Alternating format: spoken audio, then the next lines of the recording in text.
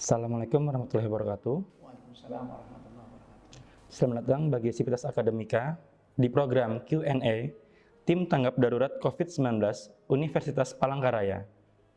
Perkenalkan, saya Rafenal Abdurrahman Al-Hakim Sempurna Putra Solihin. Selama 30 menit ke depan akan memandu acara Q&A seputar COVID-19 ini. Saat ini, seperti kita ketahui, pada bulan Desember 2019, penyakit pernapasan baru yang disebut coronavirus disease 2019 atau COVID-19 terdeteksi di Cina. Disebabkan oleh virus dari keluarga virus yang disebut coronavirus, di mana penyebaran virus ini sangatlah cepat. Apakah ada faktor risiko yang dapat membantu penyebaran COVID-19 ini? Apa saja faktor risiko tersebut dan bagaimana penata laksanaan faktor risikonya? Untuk menjawab itu semua, telah hadir bersama kita Dr. Samsul Arifin, selaku Dekan Fakultas Kedokteran Universitas Palangkaraya dan juga Ketua Tim Tanggap Darurat COVID-19 UPR.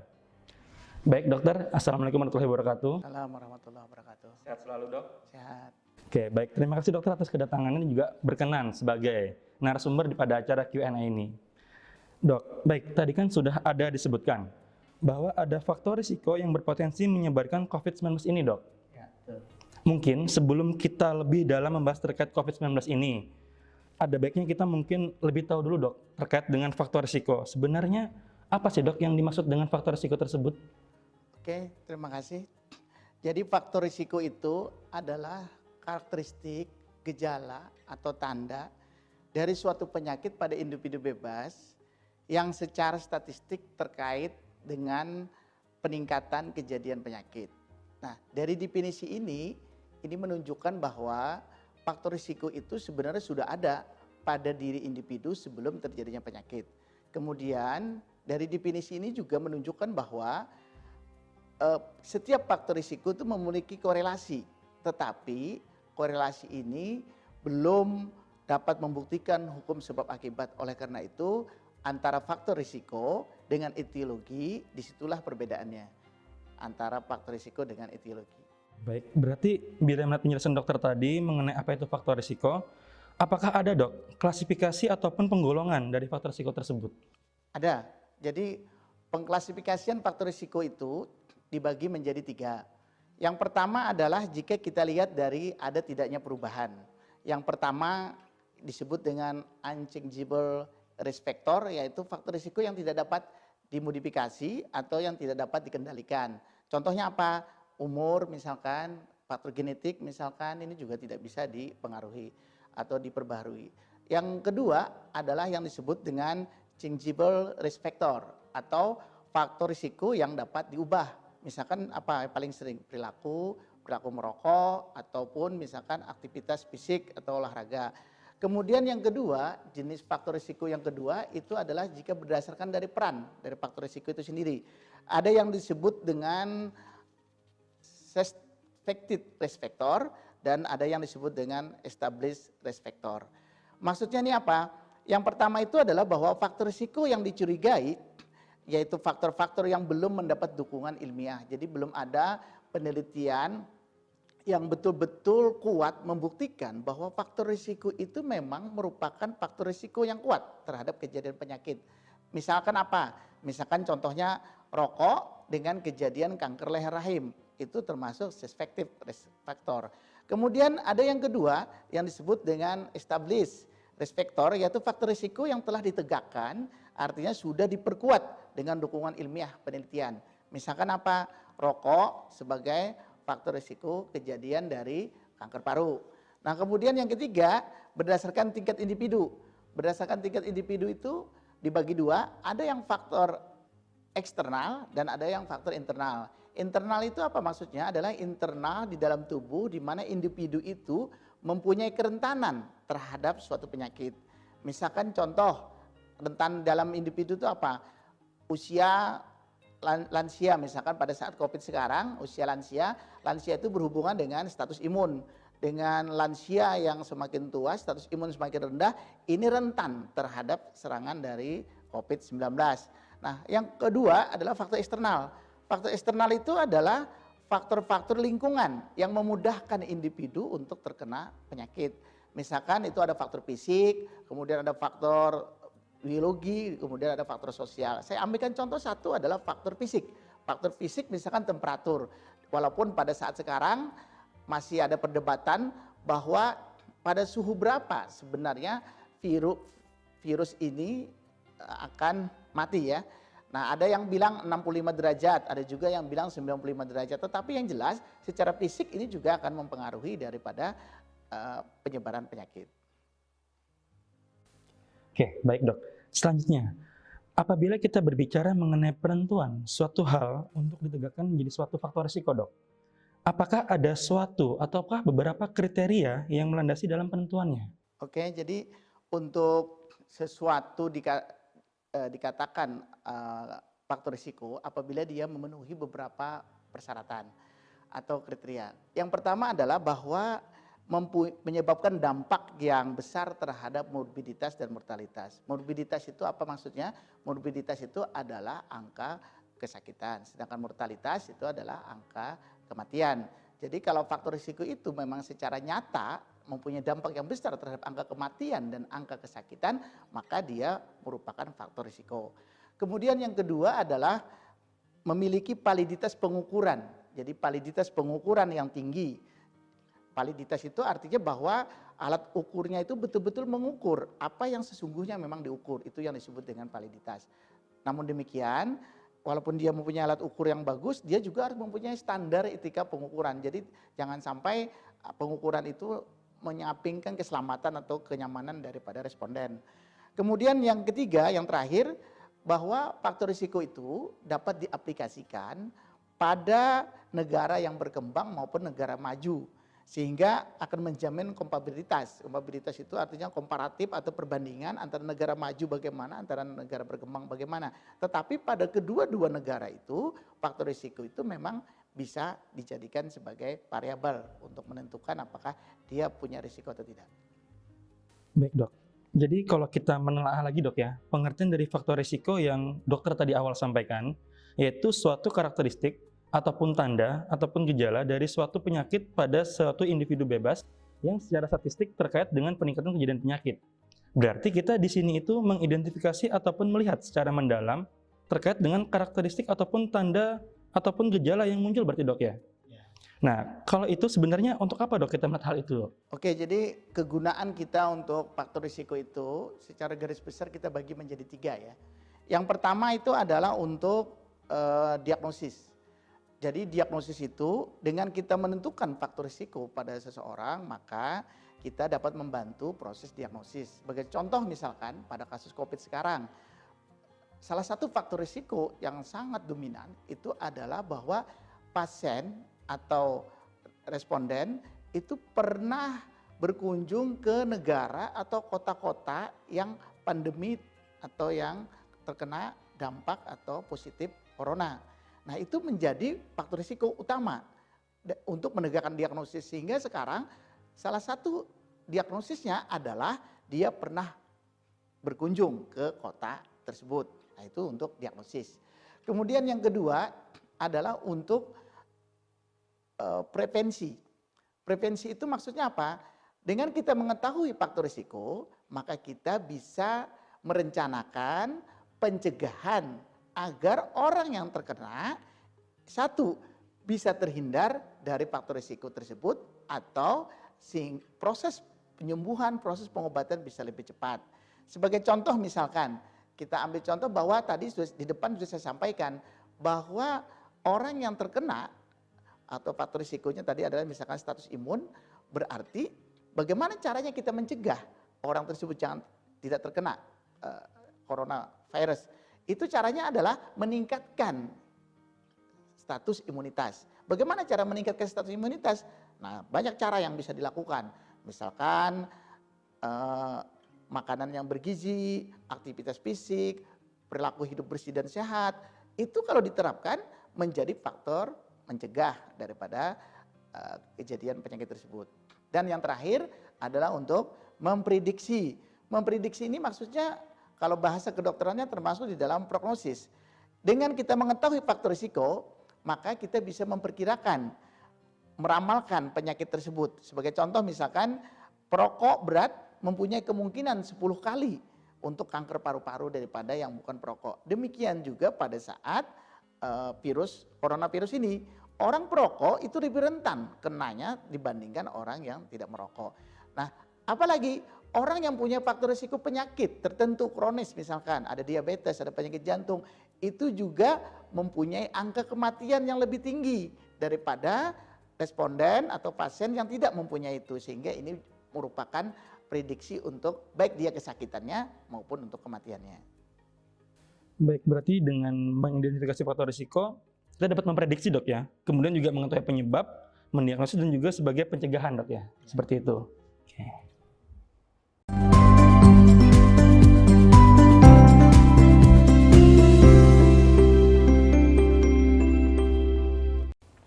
Oke, baik dok. Pertanyaan selanjutnya.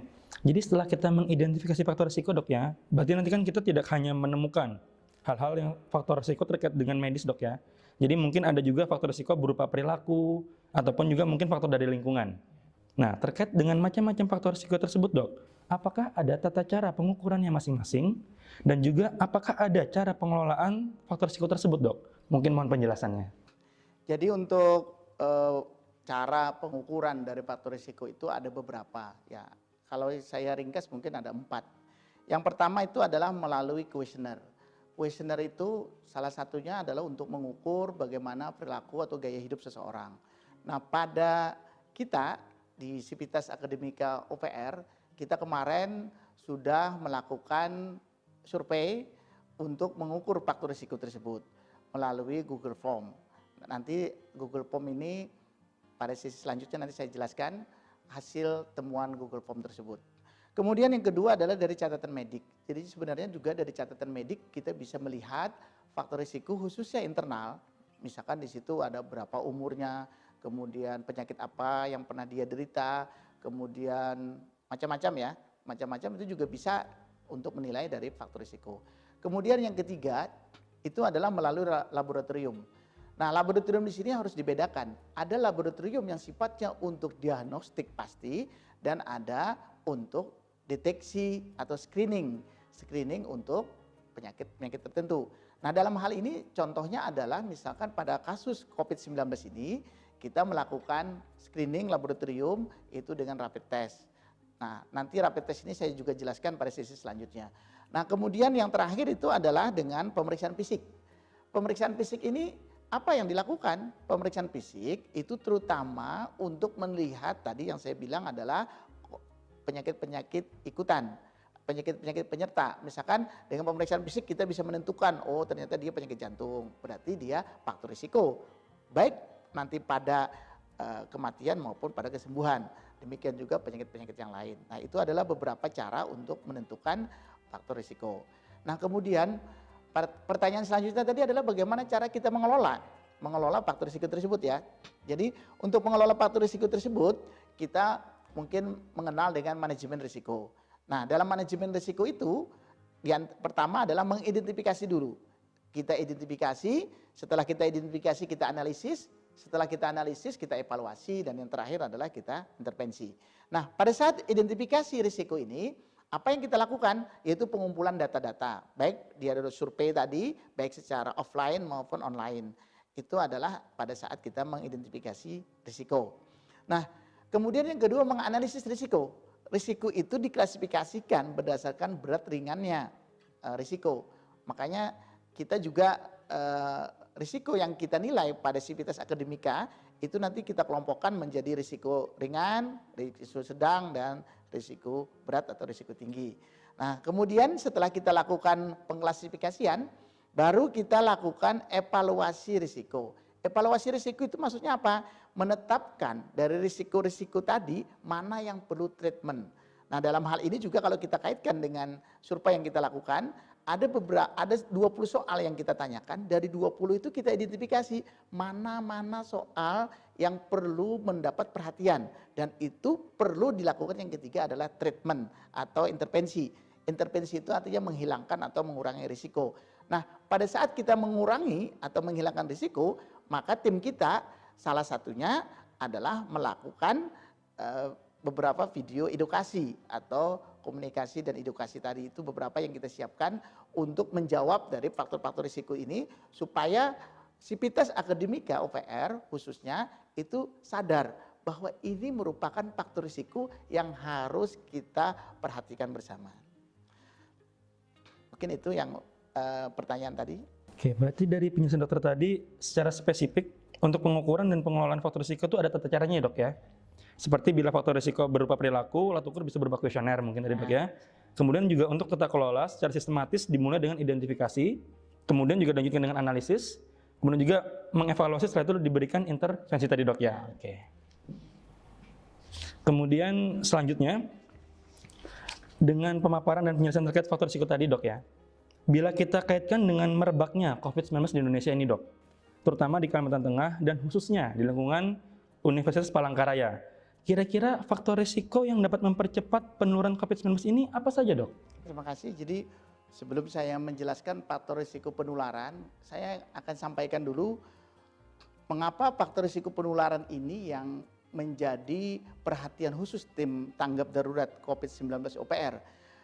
Ini dilatar belakangi karena faktor penularan yang menjadi objek karena saat ini sebagian orang merasa sehat dan tampak sehat. Jadi banyak orang-orang di lingkungan Sivitas kita khususnya itu merasa tidak ada keluhan, sehat-sehat saja. Nah, sehingga banyak yang tidak sadar, yang sehat sekarang itu juga potensi untuk menularkan.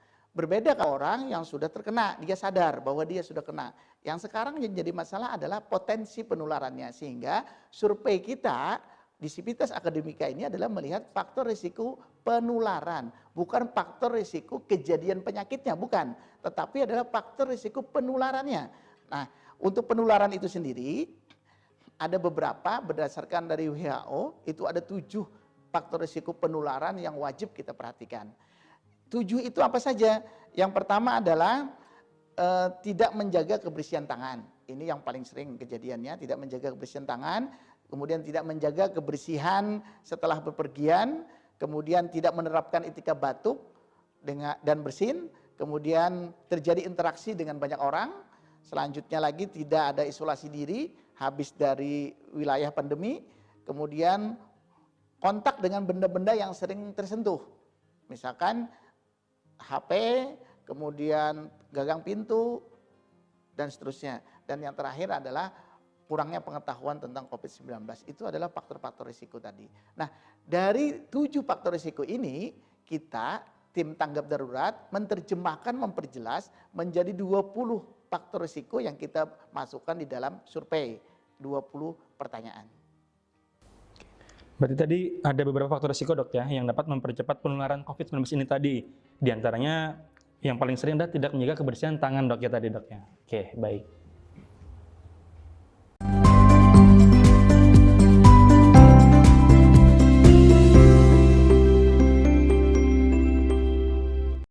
Oke, baik dokter. Seperti yang kita ketahui dan juga sudah dokter sampaikan tadi, bahwa Universitas Palangkaraya memiliki tim tanggap darurat COVID-19 dan telah membuat survei online terkait dengan faktor risiko COVID-19 ini sendiri. Hingga saat ini, bagaimana hasil dari survei online tersebut, dok? Oke, terima kasih. Jadi dari survei yang kita rencanakan dari tanggal 6 dan berakhir tanggal 12, kita sudah mengumpulkan responden adalah 2.577 responden yang terdiri dari mahasiswa, kemudian tenaga pendidik dan tenaga kependidikan. Dari 2.577 tersebut, saya punya data, ini saya bacakan. Datanya itu setelah kita klasifikasikan faktor risiko tadi, dari 20 soal kita bagi menjadi 3 ya, 3. Yang pertama adalah faktor risiko rendah itu 2.292 responden atau sekitar 88,94%. Kemudian yang memiliki faktor risiko sedang itu adalah 282 responden atau 10,94%. Dan yang terakhir risiko tinggi ada 3 responden yaitu sekitar 0,2%. Nah, kalau kita memperhatikan data ini, memang yang risiko tinggi itu hanya 3 responden. Akan tetapi pada saat sekarang 3 itu kalau kita menggunakan teori dari WHO bahwa penularan daripada COVID-19 itu adalah eksponen. Eksponen itu artinya dari 3 pangkat 2 menjadi 9, dari 9 naik lagi kali 2, 3 kali 2 menjadi 6, 6 kali 2 12 dan seterusnya, sehingga itu menjadi modal dasar untuk penyebaran yang bisa berbahaya menurut saya. Nah, kita dari tim lalu membagi lagi, memperhatikan dari jawaban-jawaban responden tersebut dari 20 kita klasifikasikan karena kita membuat 3 pengelompokan, maka responden yang menjawab di atas 33,3% itu yang harus dapat perhatian, terutama untuk yang risiko-risiko tadi. Nah, dari 20 itu kita menemukan ada 6 yang perlu perhatian.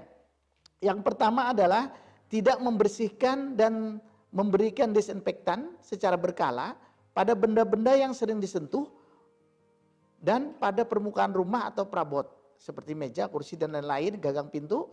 Ini sivitas akademik kita menjawab ya tidak membersihkan sekitar 49,3%. Jadi yang menjawab tidak melakukan itu adalah 49,3%. Kemudian yang kedua, konsumsi gizi harian yang tidak seimbang itu dijawab oleh responden kita 35,6%. Kemudian tidak rutin beraktivitas fisik atau senam ringan dijawab oleh responden 53,2%. Kemudian tidak mengkonsumsi suplemen vitamin dijawab oleh responden 39,2%. Kemudian berdekatan atau kontak fisik dengan orang lain dijawab responden 34%. Dan yang terakhir, berkumpul dengan teman dan keluarga, termasuk berkunjung dan silaturahmi tatap muka, itu dijawab 33,7%. Nah, ini adalah hasil temuan kita.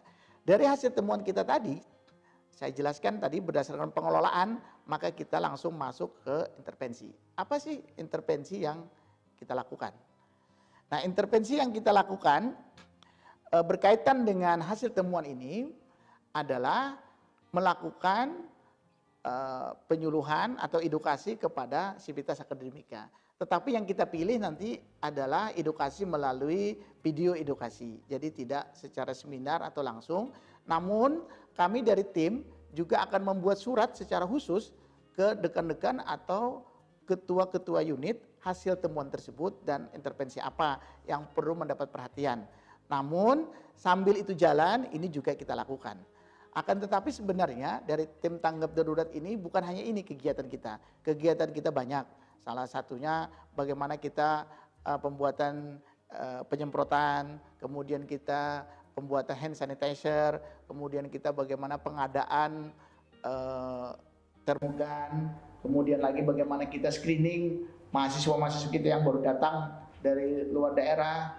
Kemudian dan kita juga jangan lupa kita juga membuka call center dari sivitas akademika yang mungkin pada kegiatan ini juga masih ada yang ditanyakan, bisa menanyakan lewat call center kita, terutama tentang materi-materi yang akan kita sampaikan. Nah, berkaitan dengan video edukasi tadi, dari 6 pertanyaan atau permasalahan tadi, kita membuat video edukasi yang pertama itu adalah yang sekarang, yaitu tentang deteksi faktor risiko penularan COVID di lingkungan OPR.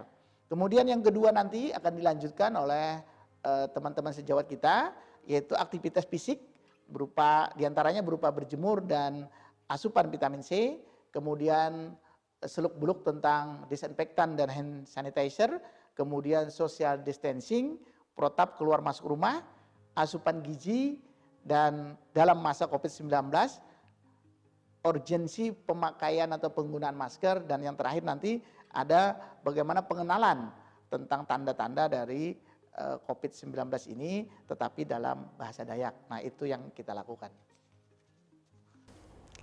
Berarti ada 6 poin pernyataan dok ya yang perlu ditindaklanjuti dari hasil survei online tadi itu dok ya. Wah, tadi dokter sudah menjelaskan panjang lebar terkait dengan tindak lanjut oleh tim tanggap darurat COVID UPR ini dok ya.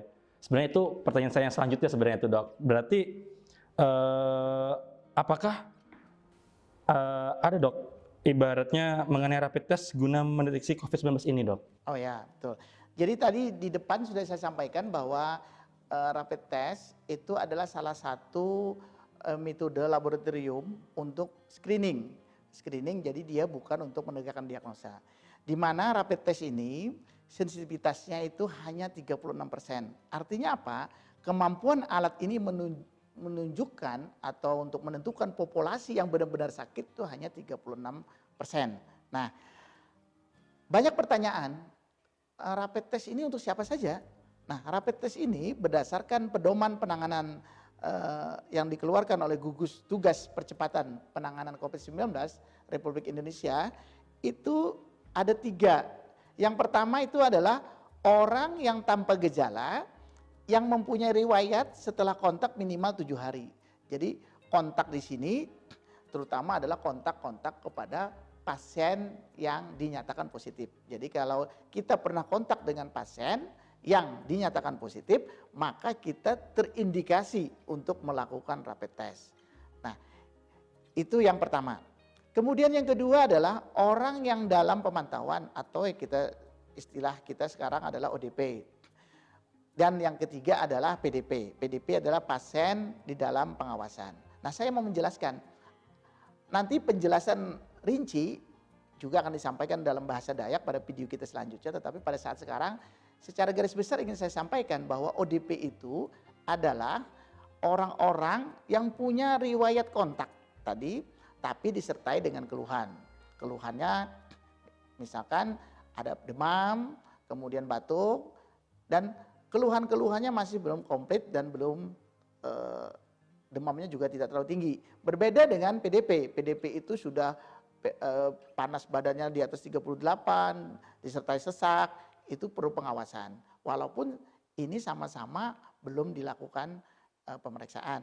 Nah, apabila nanti dari hasil rapid test ini dinyatakan positif, maka harus dilanjutkan dengan pemeriksaan swab. Itu dengan PCR untuk memastikan bahwa ini benar-benar positif atau tidak. Namun sebaliknya bagi OTG, kemudian bagi ODP maupun PDP yang negatif, itu harus diulang 7 hari kemudian untuk memastikan bahwa memang dia memang betul-betul negatif. Nah, itulah yang perlu dilakukan. Selanjutnya apa yang harus dilakukan? Kalau orang itu positif, maka bagi OTG, orang yang tanpa gejala tadi, wajib mengkarantina diri. Karantina diri di rumah selama 14 hari. Kalau yang ODP maupun PDP yang sudah di rumah sakit, dia harus isolasi di rumah sakit. Nah, itu yang harus perlu dilakukan. Nah, ini juga sekaligus pada kesempatan ini saya menghimbau pada Sivitas Akademika, pada saat sekarang banyak bantuan-bantuan sosial untuk yang terdampak. Saya sampaikan perlu hati-hati pada saat kita antri mengambil bantuan sosial. Jangan sampai nanti pada saat kita mengambil bantuan sosial malah kita menjadi tertular. Kenapa? Karena pada antri padat, kemudian tidak pakai masker lagi, kemudian orangnya banyak, itu juga kecenderungan. Makanya saya juga mewanti-wanti untuk bantuan sosial tolong harus juga diperhatikan bagaimana mekanisme pendistribusiannya. Nah, itu mungkin yang bisa saya sampaikan. Oke, berarti selain dari tindak lanjut yang dilakukan oleh tim tanggap darurat COVID-19 UPR ini membuat beberapa video edukasi, Dok, ya, dengan tema yang berkaitan dengan COVID-19 dan juga penggunaan rapid test ini direkomendasikan untuk OTG, ODP dan juga PDP, ya, Dok. Oke.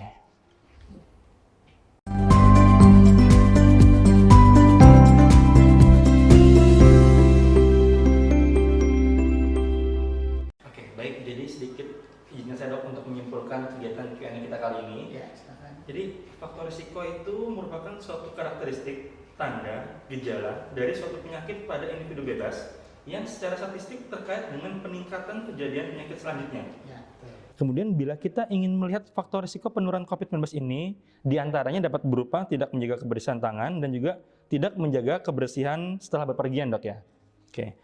Kemudian juga Universitas Palangkaraya ini dalam merespon kondisi saat ini membentuk suatu tim tanggap darurat COVID-19. Salah satu kegiatannya berupa melakukan survei online tadi, kemudian juga membuat video edukasi, yang mana dalam hasilnya itu menekankan penularan COVID-19 ini seperti tidak membersihkan dan memberikan disinfektan secara berkala pada benda-benda yang sering disentuh dan juga pada permukaan rumah seperti perabot. Kemudian juga konsumsi gizi harian yang tidak seimbang, tidak rutin beraktivitas fisik ataupun senam ringan, tidak mengkonsumsi suplemen vitamin, berdekatan ataupun kontak fisik dengan orang lain, dan juga yang terakhir adalah berkumpul dengan teman dan keluarga, termasuk berkunjung bersilaturahmi dengan tatap muka. Ya, berarti juga tim tanggap darurat COVID-19 UPR ini dalam kegiatan tindak lanjutnya membuat beberapa video edukasi dengan tema diantaranya adalah deteksi faktor risiko penularan COVID-19 di lingkungan UPR dan urgensi rapid test, Dok, ya. Kemudian juga ada video dengan tema aktivitas fisik berupa berjemur dan asupan vitamin C, kemudian disinfektan dan juga hand sanitizer, kemudian social distancing dan juga protap keluar masuk rumah. Kemudian juga ada video terkait dengan asupan gizi dalam masa COVID-19 ini, juga ada video urgensi penggunaan masker, dan terakhir adalah video edukasi menggunakan bahasa Dayak terkait dengan COVID-19, Dok, ya. Oke. Kemudian itu, Dok, yang mungkin dapat saya simpulkan dari acara Q&A kita ini, dan juga terima kasih banyak atas kehadiran Dr. Samsul selaku narasumber kita, dan juga semoga, Dok, sehat selalu di masa pandemi ini, Dok. Oke. Bagi Sivitas Akademika yang memiliki pertanyaan dapat dilayangkan di nomor call center kita seperti di bawah ini. Oke, akhir kata saya ucapkan terima kasih atas perhatiannya dan Assalamualaikum warahmatullahi wabarakatuh. Waalaikumsalam warahmatullahi wabarakatuh.